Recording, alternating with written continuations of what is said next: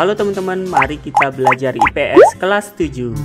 Jangan lupa klik like dan subscribe-nya ya. Kali ini kita akan belajar keadaan alam Indonesia loh. Dengar-dengar sih Indonesia katanya melimpah kekayaan alamnya. Bener gak ya? Pastinya benar. Kekayaan alam yang melimpah di Indonesia ini akibat dari keadaan alam yang mendukung pastinya. Ngomong-ngomong keadaan alam Indonesia, kita akan dibawa ke dalam 4 bagian materi nih. Apa aja ya? Ya, yang pertama kita akan membahas kondisi geologis. Yang kedua, kita akan membahas bentuk rupa bumi wilayah Indonesia. Yang ketiga, kita akan membahas bentuk iklim. Dan yang terakhir, kita akan berbicara flora dan fauna.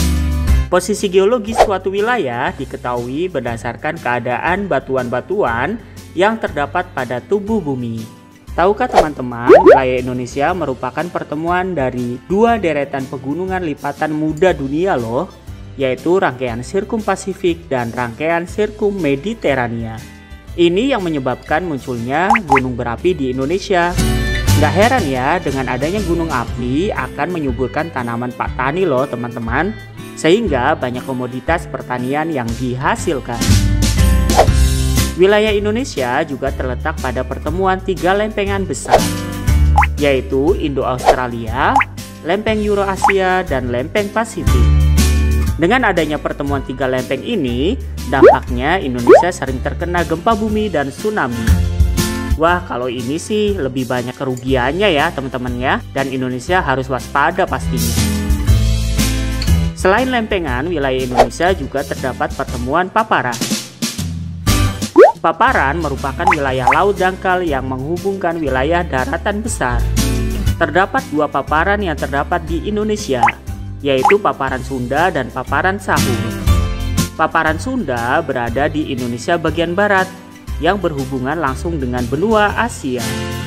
Paparan ini mencangkup wilayah semenanjung Malaysia, Sumatera, Jawa, Madura, Bali, dan pulau-pulau kecil di sekitarnya. Adapun paparan Sahul berada di Indonesia bagian timur yang berhubungan langsung dengan benua Australia.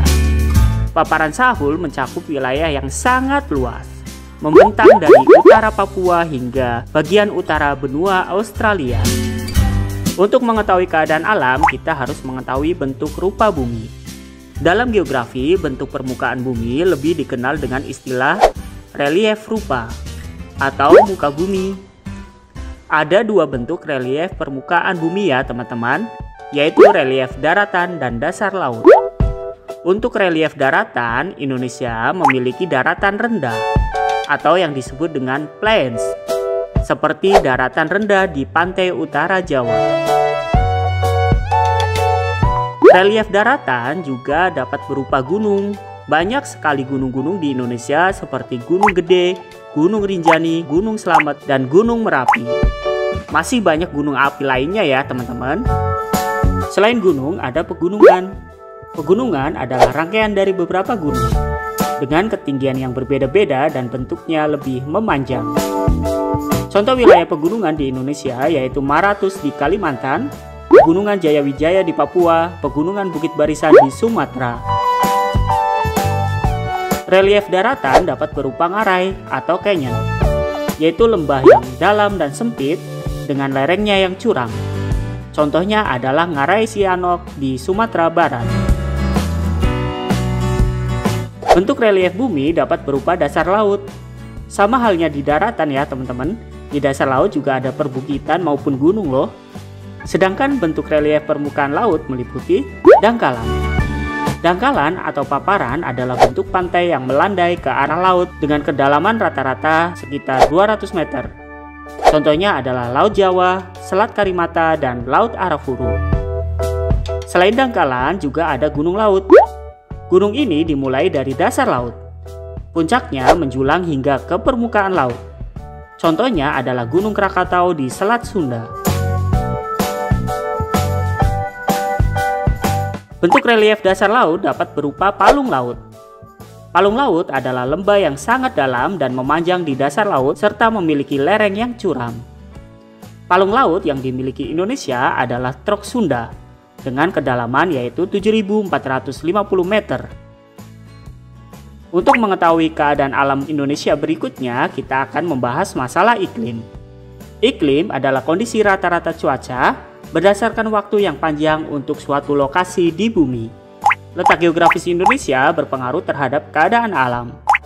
Pertama, Indonesia beriklim laut sebab wilayah Indonesia berupa kepulauan, sehingga banyak memperoleh pengaruh angin laut yang mendatangkan banyak hujan. Kedua, Indonesia memiliki iklim muson, yaitu iklim yang dipengaruhi oleh angin monsun atau muson yang berhembus setiap 6 bulan sekali dengan berganti arah mata angin. Hal ini yang menyebabkan Indonesia musim kemarau dan hujan. Namun iklim di Indonesia dipengaruhi oleh beberapa faktor loh teman-teman. Faktor yang pertama, karena letak Indonesia yang berada di Khatulistiwa menyebabkan Indonesia beriklim tropis dengan suhu udara rata-rata tinggi sepanjang tahun. Yang kedua, karena Indonesia merupakan negara kepulauan dengan lautan yang luas, oleh karena itu Indonesia beriklim laut. Dan inilah yang menyebabkan kelembaban udara yang tinggi ya, sehingga curah hujan di Indonesia tinggi ya teman-teman.